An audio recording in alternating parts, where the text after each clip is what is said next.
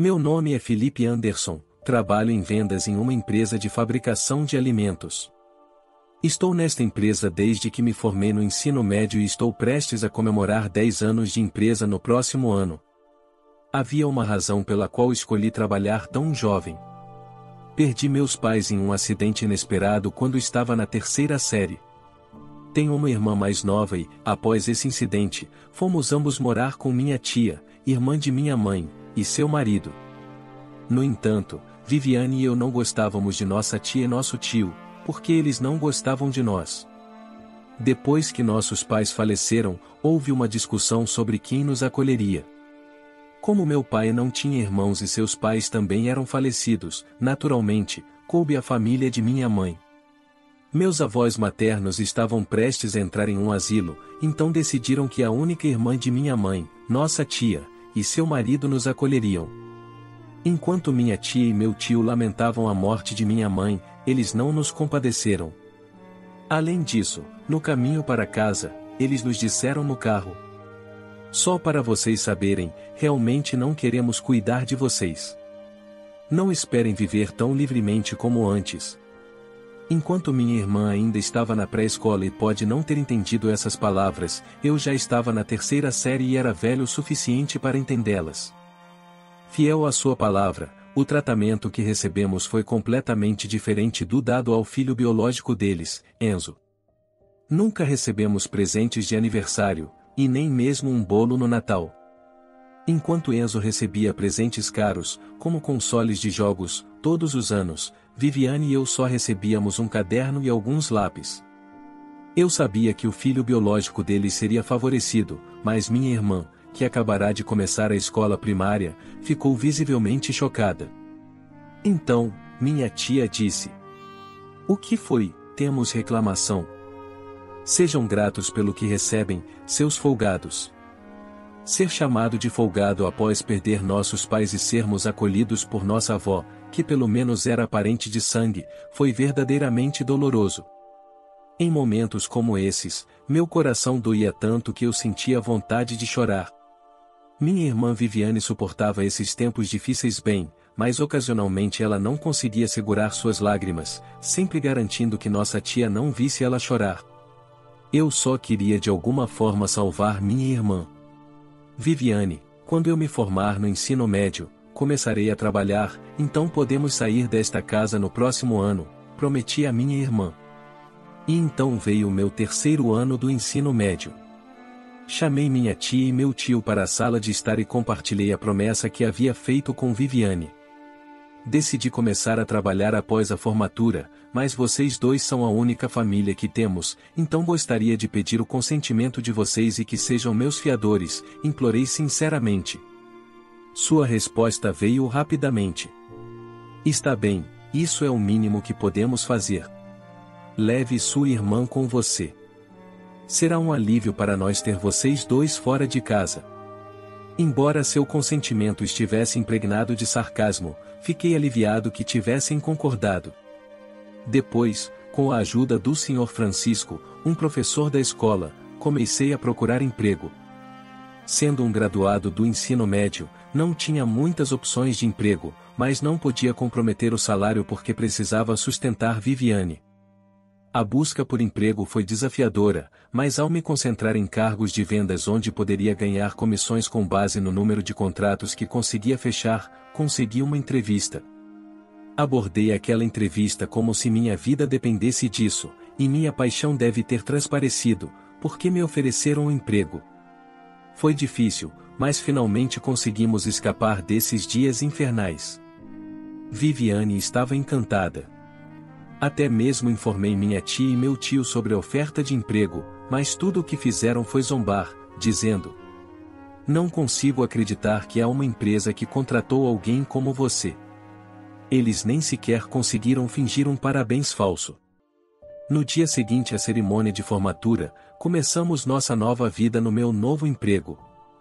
Os primeiros dias foram realmente desafiadores, sendo um graduado do ensino médio. Lutei para conquistar a confiança e garantir contratos, lutando uma batalha difícil todos os dias. No entanto, tive sorte com meus colegas, graças ao apoio deles, gradualmente aumentei o número de contratos e a confiança de nossos clientes começou a crescer. À medida que comecei a garantir mais contratos, os incentivos, que foram o motivo pelo qual escolhi um emprego de vendas, aumentaram, assim como minha renda. Nossa vida anteriormente difícil começou a ter um pouco de folga, e Viviane e eu começamos a desfrutar de dias mais felizes. Meu objetivo principal, além de fazer Viviane feliz, era garantir que ela pudesse ir para a faculdade. Tendo experimentado as dificuldades de procurar emprego e trabalhar como sob pressão de superiores, eu não queria que Viviane passasse pelo mesmo. Para alcançar isso, sabia que precisava ganhar mais. Com essa forte determinação, continuei trabalhando duro e me destacando no meu trabalho. Durante esse tempo, uma mulher chamada Rayane foi transferida para o meu departamento. Sou Rayane. Estou ansiosa para trabalhar com você a partir de hoje, disse ela. Minha primeira impressão foi que ela era uma mulher bonita e educada. Rayane tornou-se minha chefe, sendo a pessoa mais jovem neste departamento. Trabalhar com uma mulher bonita parecia ótimo no início, mas esse sentimento foi passageiro. Você não consegue nem fazer isso direito? Você é tão devagar. É por isso que pessoas com baixa escolaridade são um problema, ela costumava dizer, menosprezando-me e ressaltando que eu não tinha uma formação universitária sempre que eu cometia erros. Apesar de ser apenas 4 anos mais velha que eu e recém-saída da faculdade, ela era tão competente que se tornou a chefe do departamento. Nem eu nem os funcionários mais experientes podíamos dar ordens a ela. Seja pelo ambiente ou apenas pela personalidade dela, Rayane fazia o que bem entendia. Se não gostava de um cliente, ela me passava a responsabilidade, mesmo com meus números de contratos aumentando gradualmente. Sempre que eu trazia mais contratos, ela dizia com desdém: traga mais contratos, seu fracassado. Além disso, ela só cuidava dos clientes principais e pegava todos os bons trabalhos para si mesma, causando problemas para os outros funcionários. Desde a transferência de Rayane, o ambiente no departamento só piorava. O dano se estendia até mesmo aos funcionários administrativos. Ela era particularmente dura com uma funcionária administrativa chamada Thaís, sobrecarregando-a com uma enorme quantidade de trabalho e fazendo-a refazer tarefas por motivos injustificáveis. Sentindo pena do que vi, ofereci ajuda uma vez, apenas para Rayane me bater verbalmente, dizendo: você nem consegue fazer seu próprio trabalho direito e ainda está se intrometendo no dos outros. Se tem tempo sobrando, traga mais contratos. Embora o ambiente caloroso e amigável tivesse desaparecido, eu me agarrei ao meu trabalho pelo bem de Viviane, priorizando a aquisição de contratos sem negligenciar o suporte às empresas com as quais trabalhávamos. Estabeleci um relacionamento especialmente bom com uma grande empresa. No entanto, numa manhã, cheguei ao escritório e o clima estava estranhamente agitado. Espiando, ouvi: é sério. Parece que o Felipe Anderson perdeu um compromisso com um cliente ontem. Ele já chegou. Não me lembrava de tal compromisso. Não estava listado na minha lista de tarefas, que sempre anoto no meu caderno. Mas Rayane estava fazendo um alvoroço, afirmando que era minha culpa. Para esclarecer o mal-entendido, entrei no escritório. Bom dia, disse eu. Finalmente você chegou. Por que você perdeu o compromisso de ontem com o cliente? Ele está furioso. Eles vão cancelar o contrato. É por recém-formados do ensino médio são um problema. Sinto muito, mas eu não fui informado desse compromisso e não acho que seja responsável por esse cliente, respondi. Não quero ouvir desculpas. Você não foi informado, mas seu nome está nos documentos do contrato. Você ainda pode dizer que não foi você, disse Rayane, empurrando os documentos na minha direção. Olhando para eles, meu nome estava de fato em um contrato, completo com um selo, mas eu não tinha lembrança disso. No entanto, não importava o quanto eu tentasse explicar, Rayane não ouvia. Vou relatar isso ao Sr. Braga. Idiotas como você me fazem chorar. Os que moram no fundo do poço deveriam apenas desistir, ela disse. Mais tarde naquele dia, fui chamado pelo Sr. Braga. Ele parecia sério, um sinal de sua considerável raiva, incomum para seu comportamento normalmente gentil. Já ouvi sobre sua atitude e sua situação de contrato com Rayane, ele disse. Esta manhã, você perdeu um compromisso com um cliente e causou problemas, insistindo que não foi sua culpa. Não apenas estamos perdendo um dos poucos clientes que temos, mas você também está causando problemas para outros funcionários, tornando o ambiente de trabalho pior. Nossa empresa geralmente não contrata pessoas sem formação acadêmica, mas fizemos uma exceção para você por causa de seu entusiasmo. Me senti traído. Parecia que Rayane tinha inventado histórias não apenas sobre esta manhã, mas também sobre minha atitude no trabalho. Quem tinha uma atitude ruim e estava arruinando o ambiente de trabalho era Rayane, não eu. Mas, por ora, eu tinha que explicar a situação desta manhã para o Sr. Braga. Deve haver algum engano sobre esta manhã. Eu não estava encarregado daquela empresa, nem tinha nenhum compromisso agendado. Então como você explica esses documentos? Disse Mr. Braga, apresentando os documentos que Rayane havia mostrado anteriormente, os quais eu não reconhecia. Eu também não reconheço esses documentos. Embora o número de contratos que garanti seja pequeno, eu me lembro de todas as empresas com as quais trabalhei. Entendi, disse Mr. Braga. Eu fiquei aliviado por um momento, mas então fui informado. Você está demitido. Não precisamos de uma pessoa que não queira assumir a responsabilidade por seus próprios erros aqui. Você está sugerindo que Rayane fabricou esses documentos? Qual motivo ela teria para fazer isso? Mesmo que eu acreditasse em você, você tem alguma evidência? Eu fiquei sem palavras. Foi uma vergonha. E assim fui demitido da empresa por um erro que foi colocado em mim. Quando voltei ao escritório para pegar minhas coisas, encontrei o olhar de Rayane. Ela estava sorrindo, como eu havia suspeitado. Parecia que ela de fato tinha fabricado aqueles documentos. Enquanto empacotava minhas coisas, Rayane disse alto o suficiente para todos ouvirem. Se você apenas tivesse admitido, isso não teria acontecido. Naquele momento, fiquei chocado e nem mesmo olhei na direção dela. Depois de empacotar, saí do escritório sem dizer uma palavra. Quando cheguei em casa, Viviane disse: Oi, Felipe, o que é tudo isso? Fui demitido.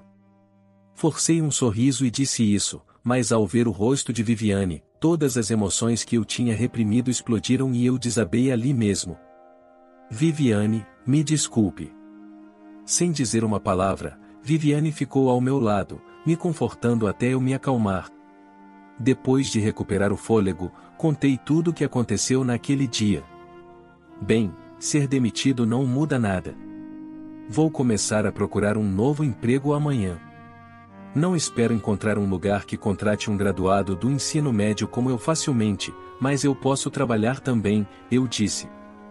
Está tudo bem se eu desistir do ensino médio. Se trabalharmos juntos, podemos nos virar, disse Viviane. Na época, Viviane estava no ensino médio e, como eu tinha prometido apoiá-la para a faculdade, ela estava frequentando uma escola bastante avançada.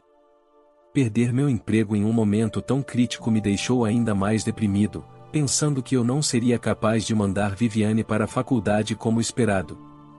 Encontrar um novo emprego foi difícil. Fui rejeitado na maioria das vezes na fase de triagem de currículos e durante as entrevistas. Ser demitido do meu emprego anterior tornou-se um grande problema, deixando um gosto amargo nos entrevistadores. Então, um dia, recebi uma ligação da empresa de onde fui demitido. Era a Rayane na linha. O que posso fazer por você, Felipe Anderson? Você está bem agora? Preciso que você venha ao escritório imediatamente, disse Rayane.